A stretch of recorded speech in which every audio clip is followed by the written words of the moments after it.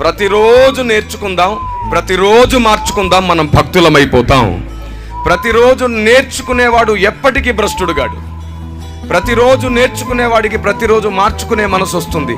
ఈ ప్రతిరోజు నేర్చుకుని మార్చుకునే వానికి పరిశుద్ధాత్మ దేవుడు నాయకుడు అవుతాడు. దేవునికి స్తోత్రం కలుగునుగాక.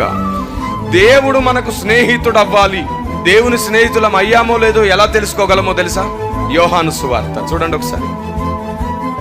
యోహాను సువార్త 15వ అధ్యాయము 15వ వచనం. దాసుడు తన యజమానుడు చేయు దానిని ఎరుగడు గనుక. ఏమిటంట? దాసుడు తన యజమానుడు చెయ్యు దానిని ఎరుగడు గనుక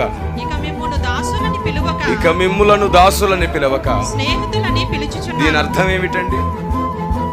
దాసుడు యజమానుడు చేసే దానిని ఎరుగడు కనుక నేను మిమ్మల్ని దాసులని పిలవాలనుకోవట్లేదు, స్నేహితులని పిలుస్తున్నాను అంటే అర్థం ఏమిటి?